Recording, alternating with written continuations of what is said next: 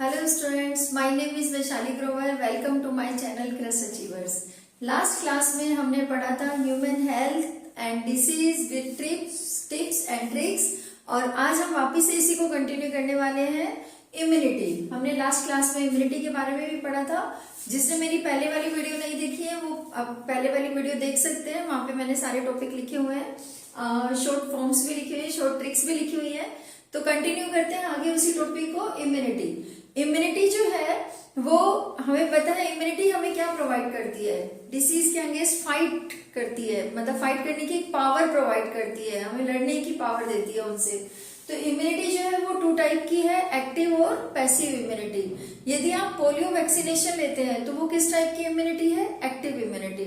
लेकिन जब मदर अपने बेबी को फीड करवाती है कोलोस्ट्रोम, फर्स्ट मिल्क जो बेबी को प्रोवाइड किया जाता है मदर मिल्क, उसको हम क्या बोलते हैं, कोलोस्ट्रोम. तो कोलोस्ट्रोम में भी एंटीबॉडीज होते हैं, बताया था IgA.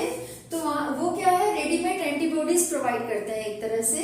लेकिन जो एक्टिव इम्यूनिटी होती है वो कैसी होती है, स्लो और लॉन्ग लास्टिंग. ठीक है ना. वो थोड़ा सा रिस्पॉन्डिंग में टाइम लगता है एक्टिव इम्यूनिटी में, लेकिन फिर हमारी बॉडी में पावर आ जाती है डिसीज से, समझ गए ना, लड़ने की. तो ये था इम्यूनिटी 2 टाइप की, एक्टिव और पैसिव. मैंने सारे पॉइंट्स जो हैं वो यहाँ पर लिख दिए हैं, आप इसको नोट कर सकते हैं. लेकिन उससे पहले आप देखते रहो ये टिप्स और ट्रिक्स.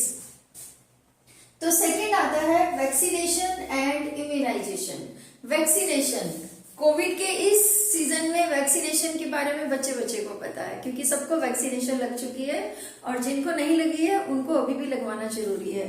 तो वैक्सीनेशन और इम्यूनाइजेशन क्या है, जो हमारी बॉडी में एक एंटीबॉडीज फॉर्म करते हैं डिसीज के अगेंस्ट, एक स्पेसिफिक डिसीज के से लड़ने की पावर प्रोवाइड करते हैं.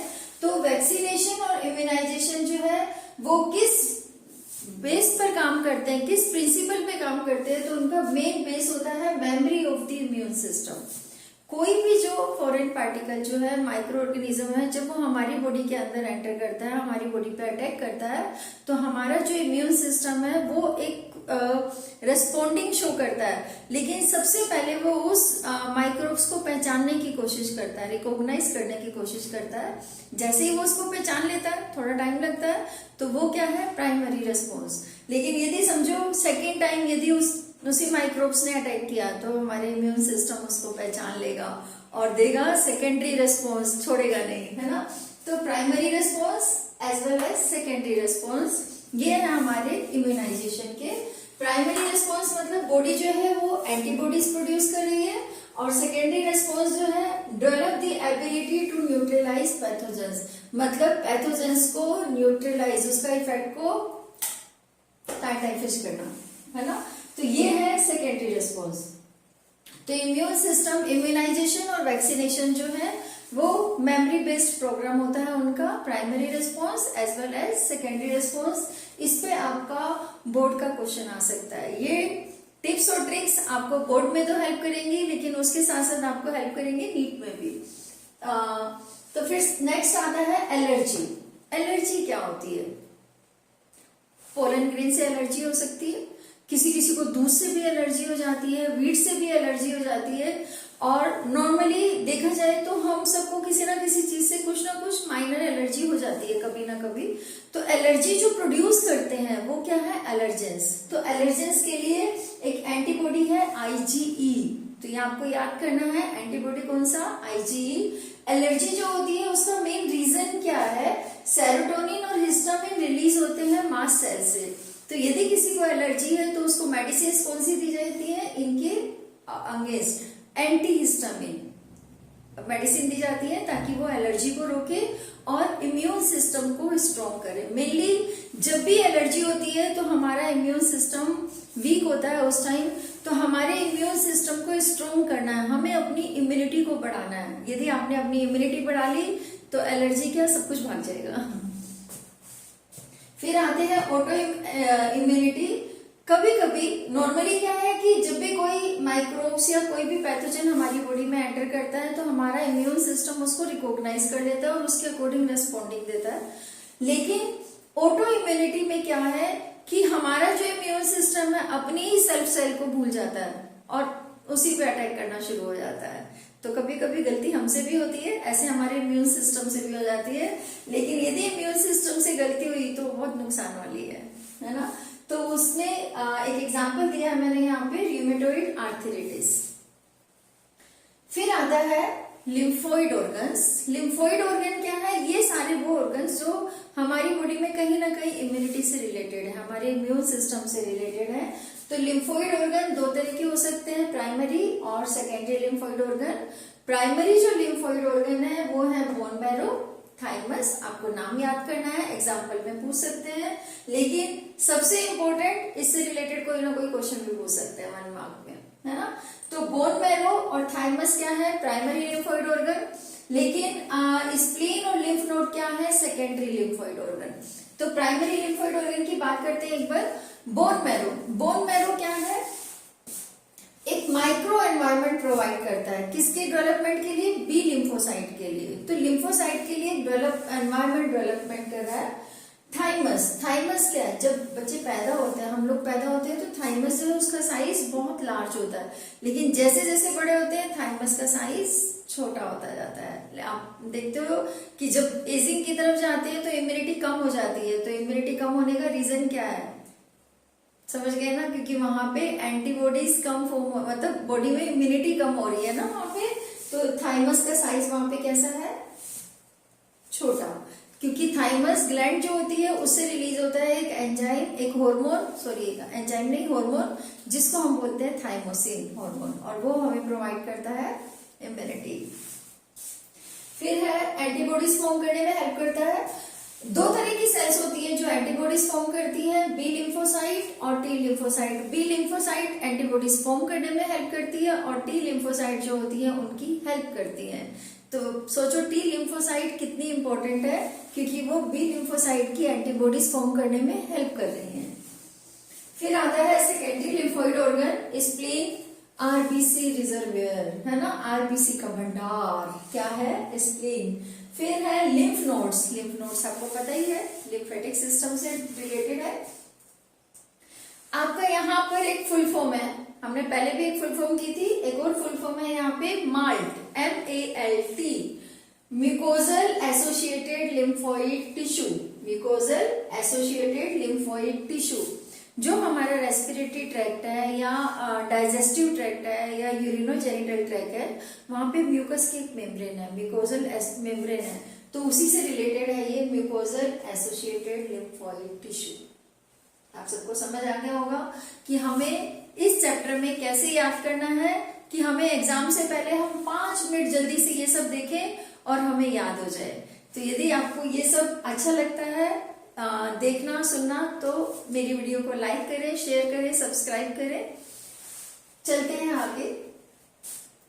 एड्स। एड्स क्या है? Acquired immunodeficiency syndrome. आप सबको को पता है, सब जानते हैं, क्योंकि ये चैप्टर मोस्टली सब बच्चों को याद हो जाता है, बहुत ही इजी चैप्टर है।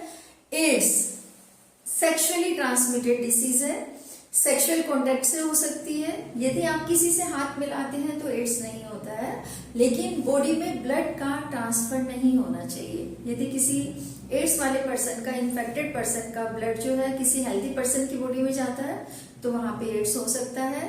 इन्फेक्टेड नीडल से हो सकता है, इसलिए जो नीडल है बिल्कुल नई नीडल्स यूज होनी चाहिए, जो हॉस्पिटल्स में यूज होती है, स्टेराइल होनी चाहिए, मतलब पूरा प्रोसेस जो होता है उनको नीट एंड क्लीन करने का, स्टेरिलाइजेशन का, वो सब होना चाहिए। इसके अलावा जैसे रेजर वगैरह जो नॉर्मली हम यूज कर लेते हैं जेंट्स लोग, तो शेविंग करते टाइम तो उसका भी ध्यान रखना चाहिए, क्योंकि एड्स फैलता किससे? मल्टीपल पार्टनर के साथ कांटेक्ट करने से, सेक्सुअल कांटेक्ट से, ब्लड ट्रांसफ्यूजन से, मदर टू फीटस में ट्रांसफर हो सकता है इन्फेक्टेड के केस में, अदरवाइज इन्फेक्टेड नीडल से भी हो सकता है। तो हमें जिन चीजों से एड्स होता है उन्हीं चीजों को रोकना है, मतलब वही प्रिवेंशन का एक तरह से रीजन है। तो लोगों को एजुकेट करना इन सब चीजों के बारे में, वो है एड्स। तो एड्स जो है HIV वायरस से है। HIV की full form human immunodeficiency virus. यहाँ पर एक मैंने पूरा पाथवे राइट कर दिया है कि एड्स का जो वायरस है, जो रिट्रो वायरस है, HIV वायरस है सॉरी, तो वो कैसे नई नई वायरस की प्रोजेनी फॉर्म करता है और नॉर्मल सेल्स को इन्फेक्ट करता है। तो शुरू करते हैं। रेट्रोवायरस सबसे पहले एंटर करेगा, enter into macrophages, then RNA is replicated to form viral DNA. अब यहाँ पे तो आरएनए है और वहां पे वायरल डीएनए बन गया। तो कैसे बन रहा है वो? रिवर्स ट्रांसक्रिप्शन प्रोसेस से। तो एंजाइम कौन सा है? Reverse transcriptase. वायरल डीएनए जो है वो होस्ट जीनोम से इनकॉर्पोरेट होगा, नई प्रोजेनी फॉर्म होगी बहुत सारी, और वायरस पार्टिकल किस में एंटर करते जाएंगे? टी लिम्फोसाइट्स में। तो virus particle enter into T lymphocyte, then produce viral progeny, और जितनी ज्यादा वायरल प्रोजेनी फॉर्म होगी, number of virus particles form होंगे, उतना ही ज्यादा इन्फेक्शन क्रिएट होगा। लेकिन नंबर ऑफ टी सेल्स का नंबर कैसा होगा? डिक्रीज, कम होता जाएगा। यदि टी सेल्स का नंबर डिक्रीज होगा तो हमारी इम्यूनिटी भी वीक हो जाएगी। सोचो ना कि बी सेल्स जो होती है वो एंटीबॉडीज फॉर्म करती हैं और टी सेल्स उनकी हेल्प करती हैं। तो टी सेल्स क्या है? हेल्पर सेल्स है, हेल्पर टी सेल्स है। लेकिन यदि वो बी सेल्स की हेल्प ही नहीं करेंगे एंटीबॉडीज फॉर्म करने में तो इम्यूनिटी तो रहेगी नहीं, और यहाँ पर इम्यूनिटी होने के चांसेस सबसे कम हो जाते हैं। इसीलिए क्या होता है, एड्स का तो इन्फेक्शन है लेकिन उसके साथ साथ और इन्फेक्शन होने के चांसेस बढ़ जाते हैं, इसलिए इसको हम सिंड्रोम भी बोलते हैं। तो decrease in number of T sales, the immunity also decreases. और ये हमें पूरा पाथवे याद करना है, विद डायग्राम याद करना है। आपकी एनसीईआरटी की बुक में डायग्राम बना हुआ है, आप वहां से याद कर सकते हैं। तो इस पूरे चैप्टर में बहुत सारे इंपॉर्टेंट टॉपिक्स हैं, छोटे टॉपिक्स तो हैं लेकिन बड़े टॉपिक्स भी हैं। जैसे यहाँ पर एक आपका टॉपिक बन गया प्राइमरी रेस्पॉन्स और सेकेंडरी रेस्पॉन्स से रिलेटेड, आपका क्वेश्चन आ सकता है। मलेरिया साइकिल में से आपका क्वेश्चन आ सकता है। इसी तरह यहाँ पे एलर्जी से रिलेटेड आपका क्वेश्चन आ सकता है। तो छोटे छोटे क्वेश्चन है 2 to 3 मार्क्स की, ये आपके बन सकते हैं। नीट के क्वेश्चन तो है ही, वो तो कहीं से कुछ भी आ सकता है एनसीईआरटी का। इसके अलावा एड्स जो है, एड्स का जो डायग्राम है वहां पे आपकी लेबलिंग भी आ सकती है, तो आपको इसको भी याद करना है। टेस्ट, डायग्नोस्टिक टेस्ट कौन सा है एड्स के लिए? वो है ELISA, ELISA, enzyme linked immunosorbent acid. एक बार मैं दोबारा बोलती हूँ, एंजाइम लिंक्ड इम्यूनोसॉर्बेंट एसिड। तो किस प्रिंसिपल पे काम करता है? एंटीजन एंटीबॉडी इंटरेक्शन पे, based on the principle of antigen antibody interaction. और इससे हम मॉलिक्यूलर डायग्नोसिस कर सकते हैं, चेक कर सकते हैं। एड्स के लिए लोगों को एजुकेट करना बहुत जरूरी है। हमारी गवर्नमेंट जो है इसके लिए एफर्ट तो करती है, लेकिन उसके साथ साथ जब तक हम खुद एफर्ट नहीं करेंगे तब तक हम एड्स और मलेरिया जैसी डिसीज से फ्री नहीं हो सकते हैं। तो हमें इसके लिए अलर्ट रहना है और एजुकेट भी करना है, खुद को भी और लोगों को भी। तो मिलते हैं नेक्स्ट क्लास में नेक्स्ट टॉपिक कैंसर और ड्रग्स के साथ।